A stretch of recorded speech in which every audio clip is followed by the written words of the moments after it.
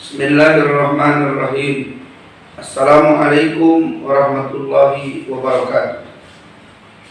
Alhamdulillahirabbil alamin. Assalatu wassalamu ala asyrafil anbiya'i wal mursalin sayyidina wa maulana Muhammadin wa ala alihi wa ashabihi wa man da'a bi da'watihi wa istanna bi sunnatihi fi yaumi liqa'i rabbih wa ba'd. Para pemirsa yang dimuliakan Allah Subhanahu wa ta'ala, kembali kita dalam kajian sirah nabawiyah. Yang lalu bagaimana Nabi SAW ketika menerima wahyu di Gua Hira, bagaimana keadaan Nabi yang ketika itu ditanyakan kepada Waraqah, bagaimana pada saat itu dia mengatakan bahwa Nabi Muhammad SAW adalah seorang Rasul.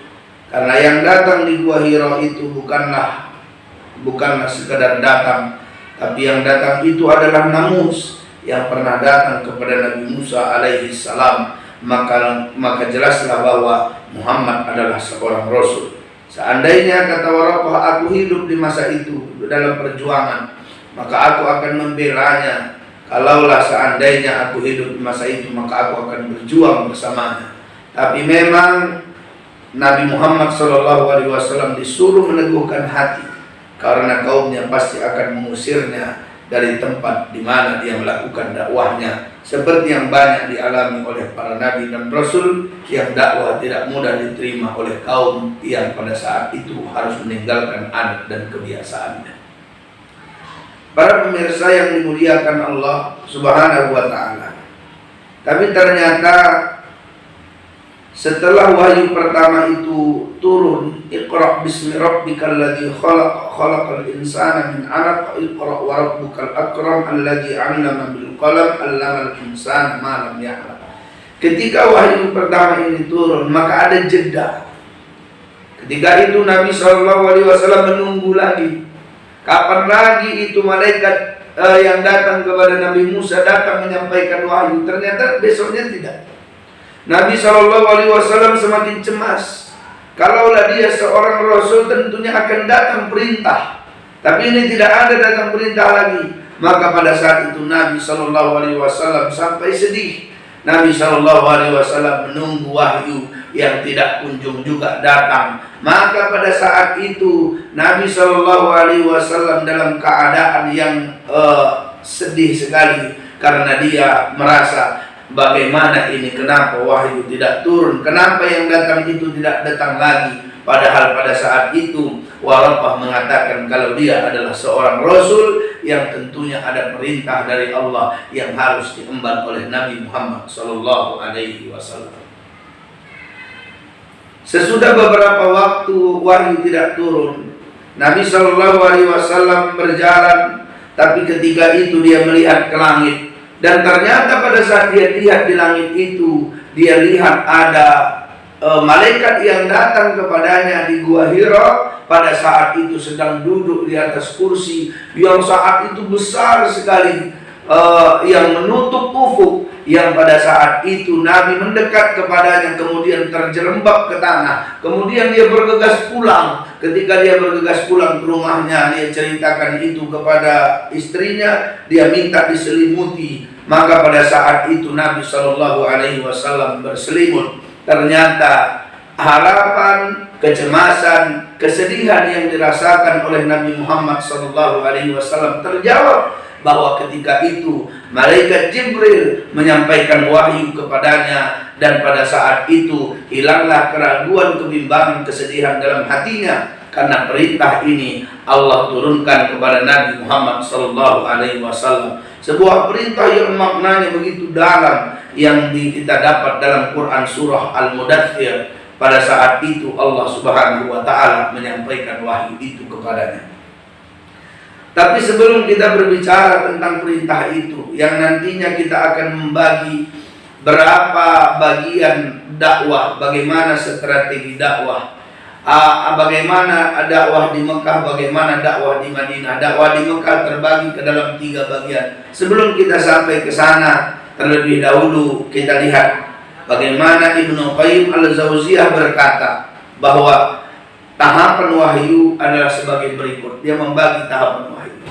Jadi keadaan Nabi Shallallahu Alaihi Wasallam ketika menerima wahyu itu ada ternyata beberapa hal. Yang pertama, seperti pada saat itu mimpi yang hakiki. Ini merupakan permulaan wahyu yang turun kepada Nabi Shallallahu Alaihi Wasallam.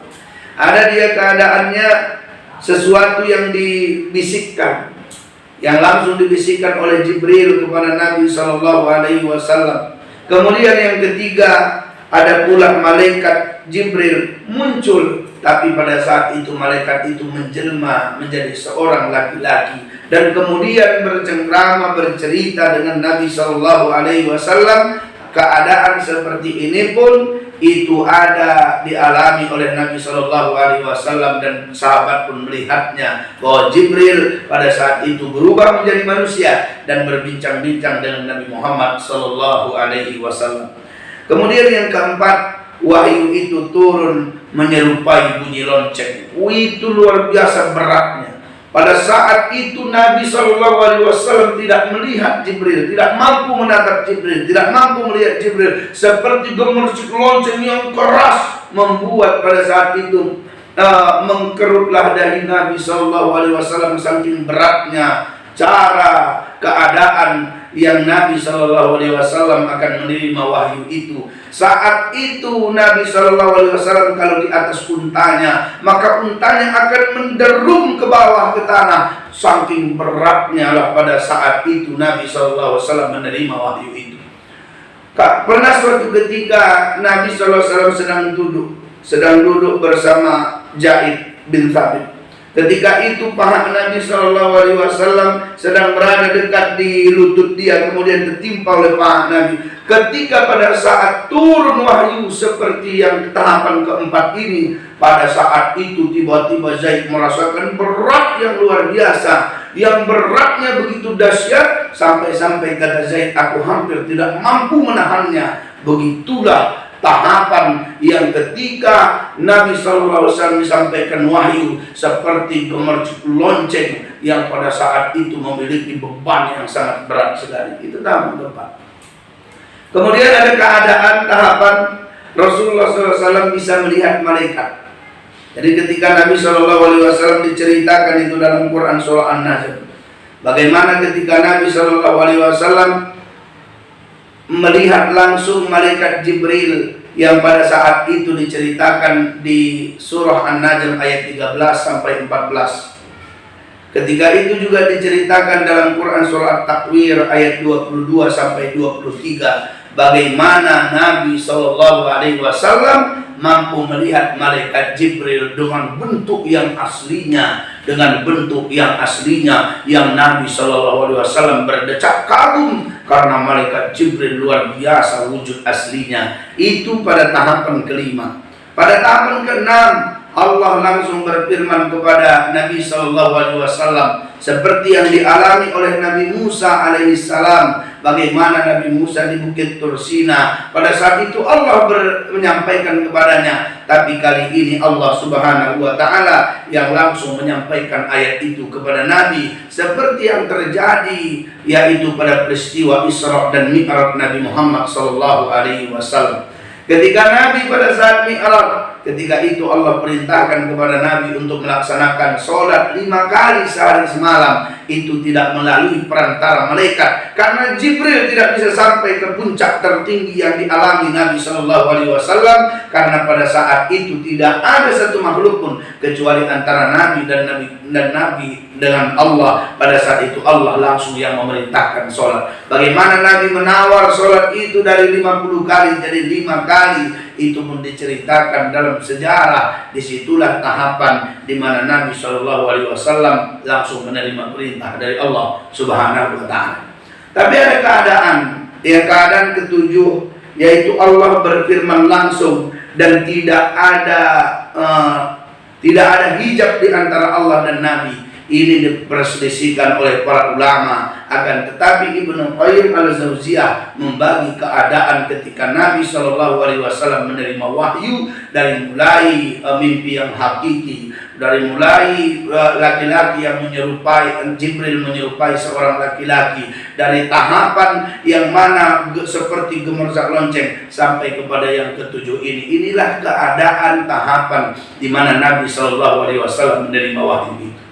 Jadi menerima wahyu itu tidak seperti kita berkawan berucap, mereka Jibril menyampaikan, tidak, ada beberapa tahapan. Dan tahapan yang paling berat itu adalah seperti bunyi lonceng gemercik lonceng yang saat itu bebannya terlalu berat, kening Nabi mengkerut, kalau dia di atas untanya akan menderung ke tanah. Begitulah ketika Allah Subhanahu wa Ta'ala menyampaikan wahyu kepada Nabi Muhammad sallallahu alaihi wasallam. Para pemirsa yang dimuliakan oleh Allah Subhanahu wa Ta'ala, jadi tugas seorang nabi ketika dia menerima wahyu itu adalah berat. Akan tetapi Nabi Shallallahu Alaihi Wasallam pada saat itu menikmati, karena setiap wahyu yang datang membuat Nabi Shallallahu Alaihi Wasallam bangkit semangat luar biasa. Dan wahyu itu pun disampaikan kepada para sahabat. Tapi tentunya dalam penyampaian ini terjadi pembagian peta dakwah Nabi Muhammad Shallallahu Alaihi Wasallam. Periode dakwah itu ada dua. Pertama, periode dakwah di kota Mekah. Yang kedua, periode dakwah di kota Madinah. Periode dakwah di kota Mekah itu dibagi ke dalam 3 bagian lagi. Pertama, dakwah secara sembunyi-sembunyi, yang nanti melahirkan as-sabiqunal awwalun, orang-orang yang pertama dan utama yang memeluk Islam. Yang kedua, dakwah secara terang-terangan. Dakwah tadi secara sembunyi-sembunyi ada 3 tahun. Jadi 3 tahun Nabi SAW dakwah secara sembunyi-sembunyi. Apa ayat perintah dari dakwah secara sembunyi-sembunyi akan kita sampaikan pada kajian berikutnya. Ada yang kedua, dakwah secara terang-terangan. Dakwah ini dilakukan oleh Nabi Shallallahu Alaihi Wasallam pada tahun keempat sampai kepada tahun ke-10 kenabian. Pada saat itu dakwah sudah disampaikan terang-terangan. Disinilah nanti luar biasa keadaan yang dihadapi oleh Nabi Muhammad Shallallahu Alaihi Wasallam, berbeda drastis dengan keadaan pada saat Nabi berdakwah secara diam-diam, secara sembunyi-sembunyi. Disinilah letak perbedaan itu akan kelihatan. Kemudian yang ketiga, dakwah Nabi Shallallahu Alaihi Wasallam ini dakwahnya bukan untuk orang Mekah, tapi dakwahnya untuk orang yang datang ke Mekah. Jadi ada dari penjuru dunia datang ke Mekah, itu pada fase ke-10 kenabian sampai 13 kenabian. Pada saat itu Nabi Shallallahu Alaihi Wasallam melakukan dakwah kepada orang-orang yang datang mengunjungi Ka'bah, kepada orang-orang yang datang menunaikan ibadah haji. Saat itu Nabi dakwahi mereka supaya Islam ini bisa sampai ke negeri mereka. Ada yang datang dari Madinah didakwahi masuk Islam, maka dia nanti akan mengajarkan Islam di sana. Ada yang datang dari tempat lain, maka dia akan nanti yang menyampaikan kalau ada nabi terakhir yang diutus Allah Subhanahu wa Ta'ala. Ada yang datang dari utara, datang dari selatan, semuanya yang datang itu didakwahi oleh Nabi Muhammad Sallallahu Alaihi Wasallam. Ini bagian dari strategi dakwah yang pada saat itu akhirnya tidak hanya orang Mekah yang mendapatkan kabar tentang hadirnya seorang nabi dan rasul yang membawa ajaran yang paling mulia, tapi pada saat itu orang-orang yang ada di luar Mekah pun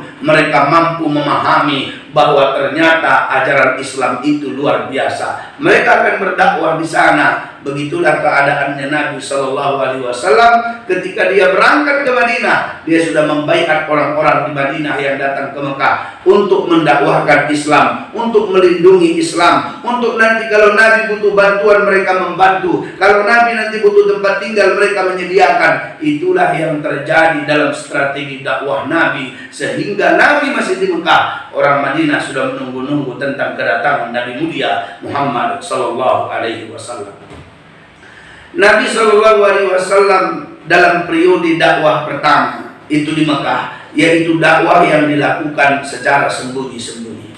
Tentunya ketika ada satu kebiasaan, ketika ada satu adat, ketika ada satu budaya yang sudah dilakukan orang secara turun-temurun, kalau langsung disampaikan terang-terangan, maka itu resikonya akan begitu tinggi. Kalau seandainya Nabi menyuarakan kebenaran secara terang-terangan, maka orang pun akan langsung memusuhi Nabi secara terang-terangan. Maka ini strategi dakwah yang kurang tepat. Nabi SAW Allah berikan petunjuk untuk mengatur dakwah ini secara sembunyi-sembunyi, agar Nabi tidak sendirian dalam menyampaikan dakwah ini, agar Nabi tidak seorang diri dalam tantangan ini, tapi Nabi SAW sudah punya sahabat, Nabi SAW sudah punya keluarga terdekat, Nabi SAW sudah punya kawan untuk menyebarkan dakwah ini. Maka dakwah itu juga tidak sendiri-sendiri, butuh orang lain yang akan kita kompaki, yang akan kita sampaikan kebenaran ini dan mampu berdakwah secara bersama-sama. Inilah dakwah yang dilakukan oleh Nabi Shallallahu Alaihi Wasallam. Lalu dalam dakwah sendiri-sendiri ini, itulah yang sembunyi-sembunyi ini, itulah yang dialami Nabi ketika Nabi menerima wahyu yang kedua, yaitu Al-Quran surah Al-Mudaththir ayat 1 sampai 7, ketika Allah Subhanahu wa taala berfirman, A'udzubillahi minasyaitonirrajim, bismillahirrahmanirrahim.